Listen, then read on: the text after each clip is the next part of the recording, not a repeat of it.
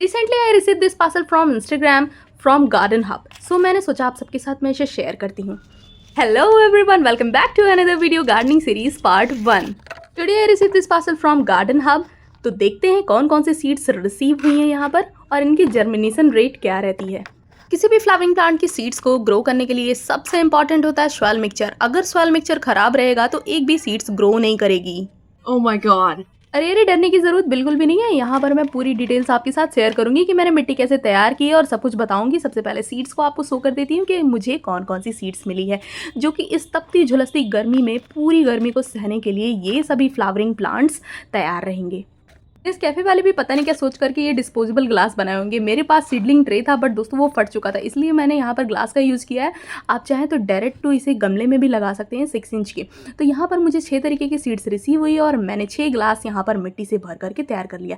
तो चलिए अब हम आपको सीड्स दिखाते हैं। तो सबसे पहले यहाँ पर मुझे जो सीड्स रिसीव हुई है मैं वो आपको दिखाना चाह रही हूँ 1 बाय 1 करके। ये है दोस्तों सनफ्लावर की सीड्स मिली है और कितनी क्वांटिटी में मिली है ये भी मैं दिखाऊंगी। कुछ कंपनी वाले बहुत कम सीड्स देते हैं लेकिन पर सीड्स की क्वांटिटी भी अधिक थी। तो तीसरा जो प्लांट सीड था उसका नाम नहीं पता था। फोर्थ है गोमफ्रेना, इसका नाम मुझे नहीं पता और ये गोमफ्रेना है जो कि पिछले साल मैंने लगा रखा था। फिर यहाँ पर मुझे पोर्चुलिका के कुछ सीड्स रिसीव हुए हैं। जब भी आप किसी सीड्स को ग्रो करें तो इस बात का ध्यान रखें जो मिट्टी हो बिल्कुल पोरस मीन्स एकदम पिसी हुई मिट्टी रेत के जैसी होनी चाहिए, और ना हो तो उसे आप बिल्कुल भी टाइट मिट्टी मत लगाइए, वरना रूट्स जो होती है वो डेवलप नहीं कर पाती, नीचे मिट्टी के अंदर जा नहीं पाती और वो सीड्स जर्मिनेट नहीं हो पाता, मर जाता है। तो मैंने यहाँ पर राइस हस्क और थोड़ा सा वर्मी कंपोस्ट और यहाँ पर रेत ऐड करके इस मिट्टी को बहुत ही ढीला बनाया और जो टाइट मिट्टी थी उसे मैंने पीस लिया था। फिर मैंने यहाँ पर इसे ग्लास में फिल कर दिया। अब मैं आपको यहाँ पर सीड्स दिखाती हूँ।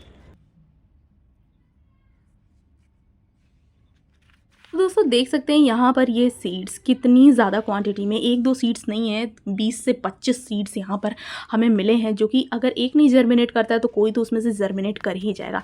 तो यहाँ पर मैंने सभी ग्लास को तैयार कर लिया है। बस ये कोई ना समझेगा कि मैं यहाँ पे कॉफ़ी लगा रही हूँ। तो ये कॉस्मॉस के पैकेट को मैं फाड़ रही हूँ, तब तक मैं बता देती हूँ दोस्तों, लाइफ के सक्सेस देखने में सबको अच्छे लगते हैं जब आप सक्सेस हो जाते हैं। अगर मैं छोटी गार्डनर हूँ तो ये नहीं है कि मैं यहाँ पे गलत इन्फॉर्मेशन आपको कुछ भी दूंगी, मैं भी पूरे डिटेल वीडियो ही बनाती हूँ। तो आसान नहीं होता है लाइफ के सक्सेस को भी अचीव कर लेना। जैसे कि पौधे हम ग्रो होते हुए देख लेते हैं तो उसके लिए बीजों को भी मिट्टी में दफन होना पड़ता है। दूसरी गलती हमें ये नहीं करनी है कि दोस्तों हमें मिट्टी के अंदर बहुत ही अंदर ये सीड्स को दबा देना है।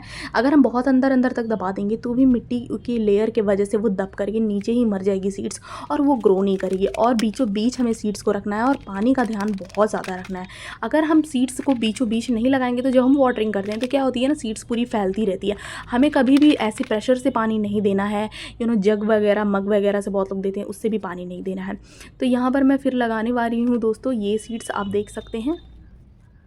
देखो अगर आप भी मेरे वीडियो देख करके सीड्स को ग्रो कर रहे हो तो 3-4 बातों को जानना बहुत इंपॉर्टेंट है। नंबर 1, जब भी सीड्स को ग्रो करना है तो मिट्टी बिल्कुल पोरस लेनी है, पिसी हुई मिट्टी लेनी है, नमक के जैसी मिट्टी दिखनी। दूसरा, हम इसे ग्रीन नेट के नीचे रख सकते हैं। अगर ग्रीन नेट नहीं है तो क्या करें, तो डरने की कोई ज़रूरत नहीं है। मेरे पास भी ग्रीन नेट नहीं है, मैं यहाँ पे झुंड में रखूँगी। यहाँ पे मेरे बहुत सारे इंडोर प्लांट लगे हुए हैं, वहीं पर मैं इन सभी ग्लासेस को भी शिफ्ट कर दूँगी।